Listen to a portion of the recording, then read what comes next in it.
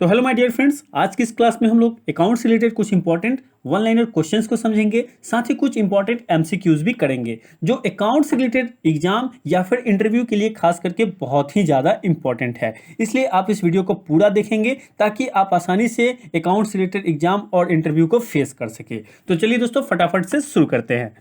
दोस्तों, इस video series में आज का टॉपिक है इंट्रोडक्शन टू अकाउंटिंग, जो कि अकाउंट्स का सबसे बेसिक टॉपिक है। ठीक है, तो इसी टॉपिक को आज हम लोग डिस्कस करेंगे। तो इस टॉपिक में दोस्तों आपसे सबसे पहला क्वेश्चन पूछा जा सकता है कि what is the definition of accounting. आपको बताना है कि अकाउंटिंग का डेफिनेशन क्या होता है। तो दोस्तों इसका आंसर आप इस तरह से दे सकते हैं कि accounting is the art of recording, classifying and summarising in a significant manner and in terms of money, transactions and events which are in part at least of a financial character and interpreting the result thereof. Clear है? यानी दोस्तों यहाँ कहने का मतलब ये है कि अकाउंटिंग क्या है। तो अकाउंटिंग एक आर्ट है। किस चीज का आर्ट है? तो जितने भी फाइनेंशियल कैरेक्टर्स के ट्रांजेक्शंस होते हैं उन सारे ट्रांजेक्शंस को रिकॉर्ड करना, उन ट्रांजेक्शंस को क्लासिफाई करना और फिर उसे समराइज करना ताकि एक सही रिजल्ट निकल सके, उसे ही हम अकाउंटिंग कहते हैं। क्लियर है? दोस्तों नेक्स्ट क्वेश्चन हो सकता है what is the meaning of accounting. आपको बताना है कि अकाउंटिंग का मीनिंग क्या होता है। तो इसका आंसर दोस्तों आप इस तरह से दे सकते हैं कि accounting is a systematic process of identifying, measuring, recording, classifying, summarising, interpreting and communicating financial information to the users. यानी दोस्तों कहने का मतलब ये है कि अकाउंटिंग क्या है। अकाउंटिंग एक सिस्टमैटिक प्रोसेस है। किस चीज़ का प्रोसेस है? तो जितने भी फाइनेंशियल ट्रांजेक्शन्स होते हैं, जितने भी फाइनेंशियल इंफॉर्मेशंस होते हैं, उसे आइडेंटिफाई करना। ठीक है, उन आइडेंटिफाइड ट्रांजेक्शन्स को मेजर करना, मनी के टर्म में उसे मेजर करना, फिर उसे अपने बुक्स ऑफ अकाउंट में रिकॉर्ड करना, उसे क्लासिफाई करना लेजर्स में, फिर उसे समराइज करके फाइनल अकाउंट बना देना और उन फाइनल अकाउंट्स को, उन फाइनेंशियल इंफॉर्मेशंस को कम्युनिकेट कर देना टू द यूजर्स। है ना?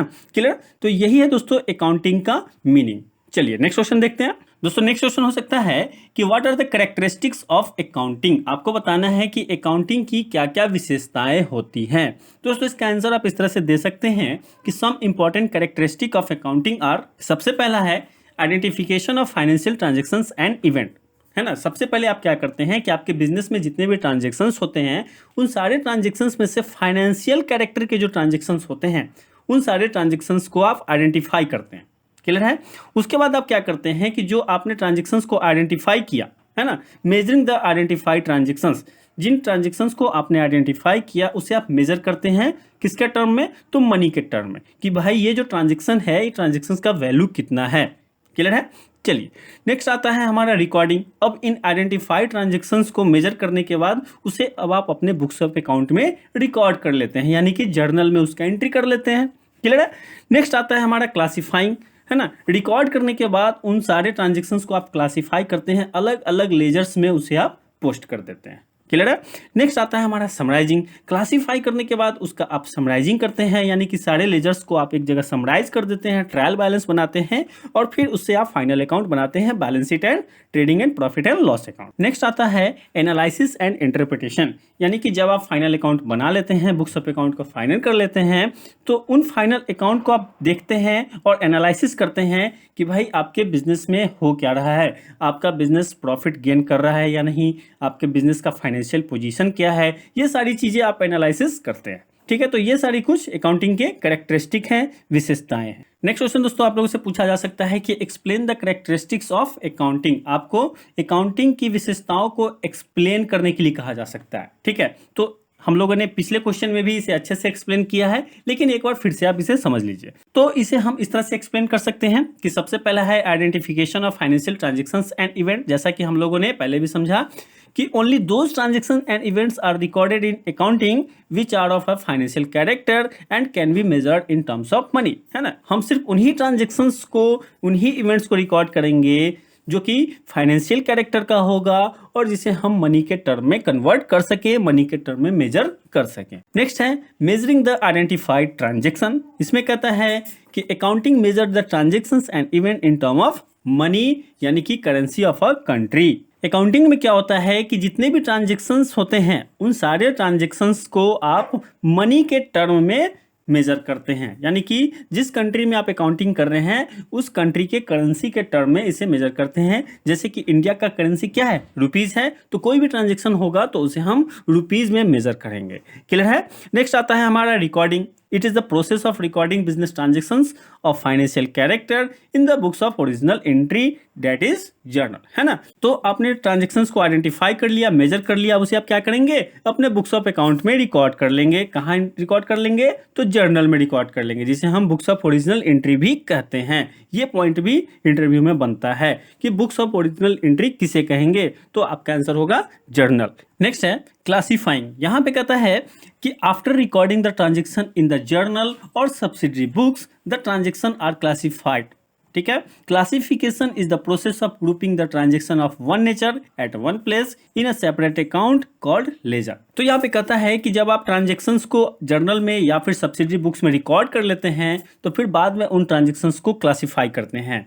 ठीक है। तो क्लासिफिकेशन के बारे में कह रहा है कि क्लासिफिकेशन एक प्रोसेस है। किस चीज का प्रोसेस है दोस्तों, तो यहाँ पे कहता है कि grouping the transaction of one nature at one place, है ना, यानी कि एक नेचर के जितने भी ट्रांजेक्शंस होते हैं उन सारे ट्रांजेक्शंस को आप एक जगह रख देते हैं, फिर दूसरे नेचर का जो ट्रांजेक्शंस होता है उन सारे ट्रांजेक्शंस को आप दूसरे जगह रख देते हैं, फिर तीसरे नेचर का जो ट्रांजेक्शंस होता है उसे आप अलग रख देते हैं, यानी कि एक नेचर के ट्रांजेक्शंस को आप अलग अलग छांट लेते हैं, जिसे कि हम लेजर कहते हैं ना।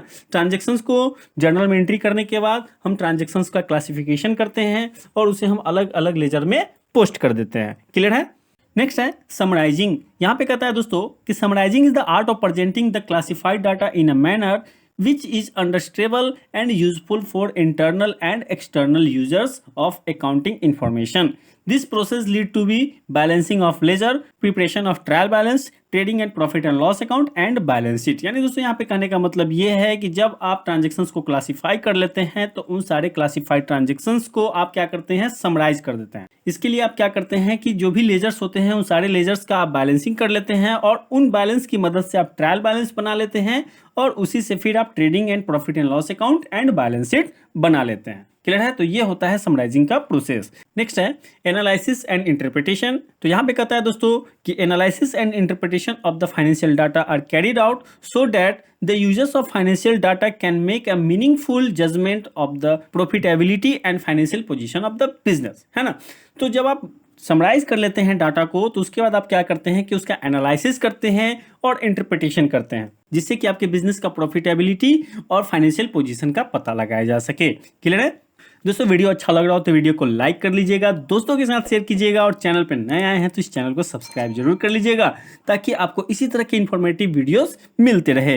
नेक्स्ट क्वेश्चन दोस्तों हो सकता है कि what are the objectives of accounting, है ना। यहाँ पे आपको बताना है कि अकाउंटिंग का क्या उद्देश्य है। तो इसका आंसर दोस्तों आप इस तरह से दे सकते हैं कि to keep systematic record of business transactions, है ना, जितने भी बिजनेस ट्रांजेक्शंस होता है उसका सिस्टमैटिक रिकॉर्ड रखना। नेक्स्ट हो सकता है दोस्तों टू डिटरमाइन प्रॉफिट और लॉस, है ना, बिजनेस का एक पर्टिकुलर पीरियड में कितना प्रॉफिट या फिर कितना लॉस हुआ ये निकालना भी अकाउंटिंग का उद्देश्य होता है। नेक्स्ट है to ascertain the financial position of the business. आपका फाइनेंशियल पोजीशन क्या है, आपका बिजनेस जो है वो ग्रोथ कर रहा है या फिर नहीं कर रहा है, इन सारी चीज़ों का पता लगाना अकाउंटिंग का उद्देश्य है। नेक्स्ट है दोस्तों to provide accounting informations to users, है ना, जो भी यूजर्स होते हैं, जो भी internal users and external users होते हैं उन सारे यूजर्स को अकाउंटिंग इन्फॉर्मेशन प्रोवाइड कराना भी अकाउंटिंग का उद्देश्य होता है। यूजर्स की अगर हम बात करें तो कोई भी कंपनी होता है तो उस कंपनी से बहुत सारे लोग जुड़े होते हैं, जैसे उस कंपनी के इंटरनल यूजर्स, है ना, उस कंपनी में काम करने वाले जितने भी वर्कर हैं, डायरेक्टर्स हैं, मैनेजर्स हैं, ये सारे उस कंपनी के इंटरनल यूजर्स हैं। एक्सटर्नल यूजर्स की बात अगर हम करें तो जो भी उस कंपनी में पैसा लगाना चाहते हैं या फिर जो गवर्नमेंट है हमारी जो टैक्स लेती है ना, इन सभी को अकाउंटिंग इन्फॉर्मेशंस की ज़रूरत होती है। ठीक है। तो एक सही और सटीक इन्फॉर्मेशंस हम इन यूजर्स को प्रोवाइड करें, इसके लिए भी हम बिजनेस का अकाउंटिंग करते हैं। क्लियर है। नेक्स्ट क्वेश्चन हो सकता है दोस्तों व्हाट इज बुक कीपिंग। आपको बताना है कि बुक कीपिंग क्या होता है। तो इसका आंसर दोस्तों आप इस तरह से दे सकते हैं कि book keeping is the part of accounting, it is the process of recording financial transaction in the books of account, है ना। तो यहाँ पे क्या करा दोस्तों कि बुक कीपिंग क्या है, तो अकाउंटिंग का एक पार्ट है। ठीक है। तो ये क्या है, तो ये एक प्रोसेस है जिसमें आप फाइनेंशियल ट्रांजेक्शंस को अपने बुक्स ऑफ अकाउंट में रिकॉर्ड करते हैं। तो बुक कीपिंग में क्या होता है दोस्तों कि जो भी बिजनेस ट्रांजेक्शंस होते हैं, जो भी फाइनेंशियल ट्रांजेक्शंस होते हैं उसे आप अपने बुक्स ऑफ अकाउंट में रिकॉर्ड करते हैं और इसे ही हम बुक कीपिंग कहते हैं। क्लियर है। नेक्स्ट क्वेश्चन हो सकता है दोस्तों, व्हाट इज अकाउंटेंसी, जो कि काफी इंपॉर्टेंट क्वेश्चन है। इसका आंसर आप इस तरह से दे सकते हैं कि accountancy is a systematic knowledge of accounting. It explains how to deal with various aspects of accounting. It educate us how to maintain the books of account and how to summarise the accounting informations and communicate to internal and external users of accounting information. यहाँ पे कहा है कि accountancy क्या है, तो बहुत ही सिंपल है दोस्तों कि अकाउंटिंग करने का जो सिस्टमैटिक नॉलेज होता है उसे ही हम अकाउंटेंसी कहते हैं। क्लियर है? अकाउंटिंग और अकाउंटेंसी में आई होप कि आपको डिफरेंस समझ में आ गया होगा। तो अकाउंटेंसी क्या है? अकाउंटिंग करने का सिस्टमैटिक नॉलेज को हम अकाउंटेंसी कहते हैं। ठीक है, यह हमें बताता है कि हमें अकाउंटिंग के वेरियस एस्पेक्ट के साथ किस तरह से डील करना है, किस तरह से हमें अकाउंटिंग करना है।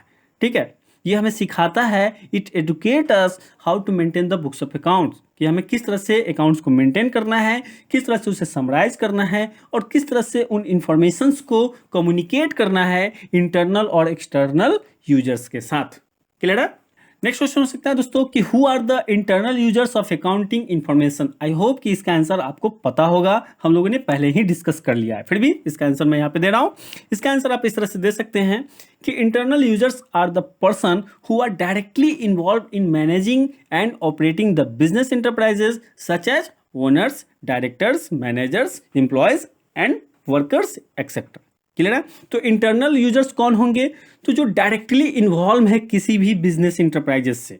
ठीक है, जैसे कि उस बिजनेस के ओनर, उस बिजनेस के डायरेक्टर, मैनेजमेंट, उस बिजनेस में काम करने वाले एम्प्लॉयज, वर्कर, है ना, ये सारे लोग क्या है, उसमें डायरेक्टली इन्वॉल्व है, उसी के पार्ट है, तो इसे हम क्या बोलेंगे?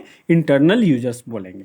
नेक्स्ट क्वेश्चन हो सकता है दोस्तों कि who are the external users of accounting information. बहुत ही सिंपल है, इसका आंसर आप इस तरह से देख सकते हैं कि external users are the individuals or organizations who have present or future interest in the business enterprises but are not part of management are called external users of accounting informations such as bank, investor, creditors, government, public etc. है ना, बहुत ही simple है। तो external users कौन होंगे दोस्तों? तो यहाँ पे कहता है कि कोई भी इंडिविजुअल या फिर ऑर्गेनाइजेशंस जिसका प्रेजेंट में या फ्यूचर में आपके बिजनेस इंटरप्राइजेस में किसी भी तरह का कोई भी इंटरेस्ट हो, ठीक है, लेकिन वो आपके बिजनेस के मैनेजमेंट का पार्ट नहीं होना चाहिए, उसे हम एक्सटर्नल यूजर्स कहेंगे। जैसे बैंक है ना, बैंक आपको लोन देती है तो उसे भी तो पता होना चाहिए कि आपके बिजनेस जो है वो कैसा ग्रो कर रहा है, तभी तो वो आपको लोन देगी, है ना। इन्वेस्टर्स, अगर इन्वेस्टर को लगेगा कि आपका जो बिजनेस है वो सही ढंग से रन नहीं कर रहा है तो वो आपके बिजनेस में क्यों इन्वेस्ट करेगा? तो वो भी इंटरेस्ट रखता है कि आपका बिजनेस कैसा चल रहा है। क्रेडिटर्स है ना, जिससे आपने उधार में गुड्स परचेज किया है तो वो ये देखेगा कि आपने जो उधार में परचेज किया है उसका पैसा आप सधाने लायक हैं कि नहीं। गवर्नमेंट को ये देखना है कि भाई आप टैक्स देने लायक हैं कि नहीं। पब्लिक को ये देखना है कि आपका शेयर पब्लिक खरीदे या फिर नहीं, है ना। तो ये सब जो है ये एक्सटर्नल यूजर्स हैं अकाउंटिंग इन्फॉर्मेशन के। क्लियर है? नेक्स्ट क्वेश्चन हो सकता है कि explain different branches of accounting. आपको यहाँ पे अकाउंटिंग के ब्रांचेज को एक्सप्लेन करना है, तो इसका आंसर आप इस तरह से दे सकते हैं। सबसे पहला फाइनेंशियल अकाउंटिंग, इसके बारे में यहाँ पे क्या करा है कि financial accounting is the branch of accounting which record financial transactions and events, summarise and interpret them before communicating the result to the users. ठीक है, आई होप कि आपको ये तो समझ में आ रहा होगा, इसे मुझे एक्सप्लेन करने की जरूरत नहीं है। चलिए नेक्स्ट है कॉस्ट अकाउंटिंग। यहाँ पे कहता है कि this branch of accounting is concerned with ascertaining cost of product, operation, process और activities. It is that branch of accounting which is deal with recording cost with the objective of ascertaining, reducing and controlling cost. ठीक है, तो cost accounting के बारे में थोड़ा सा हम लोग यहाँ पे समझेंगे। देखिए, फाइनेंशियल अकाउंटिंग में क्या होता है कि आप बिजनेस ट्रांजैक्शंस को रिकॉर्ड करते हैं, क्यों? ताकि पता लगाया जा सके कि आपके बिजनेस में कितना प्रॉफिट या फिर लॉस हो रहा है एक सर्टेन पीरियड के बाद। ठीक है, वहीं कॉस्ट अकाउंटिंग में क्या होता है कि यहाँ पे आप अकाउंटिंग इसलिए करते हैं ताकि आप जो प्रोडक्ट बना रहे हैं, ठीक है, उस प्रोडक्ट का सही सही कॉस्ट आप निकाल सकें। अगर आप कोई प्रोडक्ट बना रहे हैं और उस प्रोडक्ट का कॉस्ट ही आप नहीं निकाल पाएंगे तो आप कैसे उस प्रोडक्ट को सेल करेंगे? हो सकता है कि आपने 10 रुपया का प्रोडक्ट बनाया और आपको कॉस्ट पता ही नहीं चला, आप उसे 8 रुपया में सेल कर रहे हैं, तो आपको तो लॉस हो जाएगा, है ना। तो इसलिए हम कॉस्ट अकाउंटिंग करते हैं ताकि एक प्रोडक्ट का सही सही कॉस्ट आपको पता चल सके और फिर ज़रूरत के हिसाब से आप उसका कॉस्ट को रिड्यूस कर सके या फिर कंट्रोल कर सके। क्लियर है? तो कोई प्रोडक्ट का कॉस्ट निकालने के लिए या फिर किसी तरह का कोई ऑपरेशन आप कर रहे हैं तो उसका कॉस्ट निकालने के लिए, या किसी तरह का कोई सर्विस प्रोवाइड कर रहे हैं, कोई प्रोसेस कर रहे हैं, कोई एक्टिविटीज कर रहे हैं, तो उसका कॉस्ट निकालने के लिए आप क्या करते हैं, कॉस्ट अकाउंटिंग करते हैं। क्लियर है। नेक्स्ट है मैनेजमेंट अकाउंटिंग। यहां पे कहता है कि management accounting is concern with the general accounting information relating to fund, cost, profit etcetera. It is enable the management in decision making. ठीक है, बहुत ही सिंपल है। आपने क्या किया कि फाइनेंशियल अकाउंटिंग कर लिया, प्रॉफिट निकाल दिया कि भाई आपके बिजनेस में इतना प्रॉफिट हुआ, कॉस्ट अकाउंटिंग भी कर दिया आपने, कॉस्ट का प्रोडक्ट का कॉस्ट भी आपने निकाल दिया कि भाई एक प्रोडक्ट का इतना कॉस्ट पड़ रहा है। अब मैनेजमेंट क्या करेगा इसमें, मैनेजमेंट क्या करेगा कि जो भी आपने उसे इंफॉर्मेशंस दिए हैं, जो भी आपने डाटा दिए हैं, उन सारे डाटा को एक दूसरे से रिलेट करेगा और देखेगा कि हमें यहाँ पे क्या क्या और डिसीजन लेने की जरूरत है, जिससे कि हमारा बिजनेस और अच्छे तरीके से ग्रोथ कर सके। ठीक है, बहुत ही सिंपल है। क्लियर है। तो आइए दोस्तों अब कुछ एमसीक्यूज देख लेते हैं। अगर आप इस वीडियो को अभी तक देख रहे हैं तो मैं ऐसा आशा करता हूं कि आप सारे एमसीक्यूज का सही सही आंसर जरूर देंगे। चलिए, सबसे पहला क्वेश्चन है कि which of the following is not a business transaction. ठीक है, आपको बताना है कि इनमें से कौन सा ऐसा ट्रांजेक्शन है जो कि बिजनेस ट्रांजेक्शन नहीं है। बिजनेस ट्रांजेक्शन नहीं है मतलब इन ट्रांजेक्शन्स को आप बुक्स ऑफ अकाउंट में रिकॉर्ड नहीं करेंगे। ठीक है, तो ऑप्शन है आपके पास purchase of furniture on credit, strike by employees, sale of goods, या फिर रेंट पेमेंट। आपको बताना है कि इनमें से कौन सा ट्रांजेक्शन जो है वो बिजनेस ट्रांजेक्शन नहीं है। खुद से आंसर देने की कोशिश करें। ठीक है, वीडियो को आप पॉज कर सकते हैं और खुद से आंसर करने की कोशिश जरूर करें। ठीक है, तो इसका करेक्ट आंसर हो जाएगा option B, strike by employees. आपके कंपनी में एम्प्लॉयज ने स्ट्राइक कर दिया तो इसे आप अपने बुक्स ऑफ अकाउंट में कैसे रिकॉर्ड करेंगे, इसका तो कोई वैल्यू ही नहीं है, इसे तो आप मनी में मेजर ही नहीं कर सकते, तो इसे आप अपने बुक्स ऑफ अकाउंट में रिकॉर्ड नहीं करेंगे क्योंकि ये बिजनेस ट्रांजेक्शन नहीं है। नेक्स्ट क्वेश्चन है दोस्तों, what is the last step of accounting process. Option है आपके पास analysis and interpretation, recording transactions, preparation of final account, या फिर कम्युनिकेशन ऑफ इंफॉर्मेशन। आपको बताना है कि अकाउंटिंग का लास्ट स्टेप क्या है। ठीक है, वीडियो को पॉज करें और खुद से आंसर करें। दोस्तों इसका करेक्ट आंसर हो जाएगा option D, communication of information. Next question दोस्तों, basic function of financial accounting is. Option है आपके पास ascertain the cost of product, record all financial transactions, examine the books of account, या फिर नन ऑफ दिस। आपको बताना है कि अकाउंटिंग का, फाइनेंशियल अकाउंटिंग का बेसिक फंक्शन क्या होता है।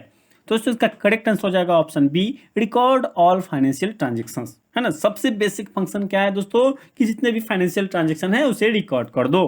क्लियर है। चलिए नेक्स्ट क्वेश्चन दोस्तों, cost of good manufactured is determined by. Option है आपके पास cost accounting, management accounting, financial accounting, या फिर टैक्स अकाउंटिंग। आपको बताना है कि आपने जो गुड्स बनाया है, जिस गुड्स को आपने मैन्युफैक्चर किया है, उसका कॉस्ट आप किस तरह से डिटरमाइन करेंगे, कॉस्ट अकाउंटिंग से, मैनेजमेंट अकाउंटिंग से, फाइनेंशियल अकाउंटिंग से, या फिर टैक्स अकाउंटिंग से। दोस्तों इसका करेक्ट आंसर हो जाएगा option A, cost accounting. Clear है। चलिए नेक्स्ट क्वेश्चन दोस्तों, बुक कीपिंग मीन्स। ऑप्शन है आपके पास to keep the books in office, to maintain business transaction in books, या फिर नन ऑफ द अबव। आपको बताना है कि बुक कीपिंग का मतलब क्या होता है।